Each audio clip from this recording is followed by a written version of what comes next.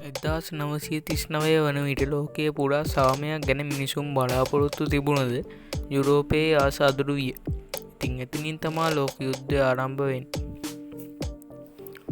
පළමු ලෝක යුද්ධයෙන් පසු එහි ප්‍රධාන වැරදිකරු වූ ජර්මනියට දැඩි දඩුවම් දීලා තිබුණා. ඒ දඩුවම් ඇතුළත් වෙලා තිබුණ Theory of Versailles නැත්නම් වර්සේල් ගිවිසුම විසින් ජර්මනී ජනතාව අතර තිබූ ඒ අසහනය තවත් වැඩි කළා. ඒ අතර යුරෝපයේ තම බලය වර්ධනය කර ගැනීමට වඩා ආසාවෙන් සිටි පුද්ගලයන් බිහි වුණා. ඒ තමයි ජර්මනයේ ඇඩෝල්ෆ් හිට්ලර්, ඉතාලියේ බෙනීටෝ මුසෝලිනි, ජපානයේ අධිරාජ්‍ය වූ හිරෝහිතෝ අධිරාජ්‍ය. ඔවුන් තම බලය විශාල කරගන්න ඒකට උත්සාහ කළා. ඒ නිසා මේ රටවල් තම ප්‍රධාන නගර වූ බර්ලින්, රෝම, ටෝකියෝ මුල් කරගෙන පක්ෂ බලවේග ලෙස හැඳින්වුණා. 1939 සැප්තැම්බර් 1 වන දින ජර්මනිය පෝලන්තය ආක්‍රමණය කළා. එය දෙවන ලෝක යුද්ධය හට ගැනීමට බලපෑ ප්‍රධානම සිද්ධියයි. යුරෝපයේ සියලුම නගර යුද ගින්නෙන් ගිනිබත් වූයේ සාමාන්‍ය ජනතාව බියෙන් ජීවත් විය. මෙයට එරෙහිව වූ බ්‍රිතාන්‍ය, ප්‍රංශය, සෝවියට් සංගමයත් පසු යුද්ධයට එක් වූ.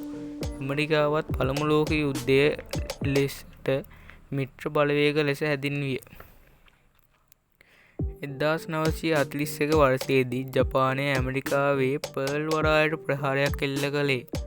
ඉතා කෝපයට පත් වූ ඇමරිකාවද යුද්ධයට සම්පූර්ණයෙන් එක්වුණා. මේ වන විට මේ සටන යුරෝපයේ පමණක් නොව ආසියාව, අප්‍රිකාව සහ මුහුදු යන සෑම තැනම පැතිරී ගියේ.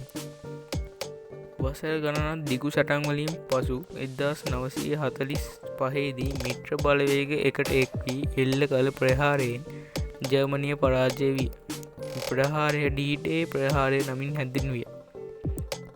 නමුත් ආසියාවේ තම බලය පැතිරීමට උත්සාහ කරමින් සිටි ජපානය දිගටම යුද්ධ පවත්වමින් සිටියේ.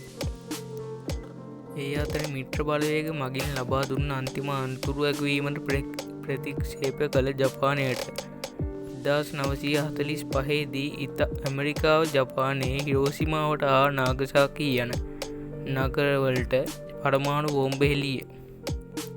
ඉන් කම්පනයට පත් ජපානය කොන්දේසි විරහිතව යටත් විය.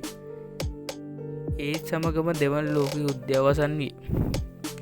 ඒ නමුත් මේ ලෝක යුද්ධයෙන් මිලියන ගණනක් ජනතාවගේ ජීවිත අහිමි විය. නගර විනාශ විය. ලෝකයේම කම්පනයට පත් විය. ඒ දුක්ඛිත අත්දැකීමෙන් පසු සියලුම රටවල් එකතු වී සාමය රැක ගැනීමට යුනයිටඩ් නේෂන් නම් සංවිධානය පිහිටුවා ගත්තේ. ඉතින් මගේ වීඩියෝ එක හොඳයි නම් සබ්ස්ක්‍රයිබ් කරලා ලයික් එකක් දාලා කමෙන්ට් කරන්න.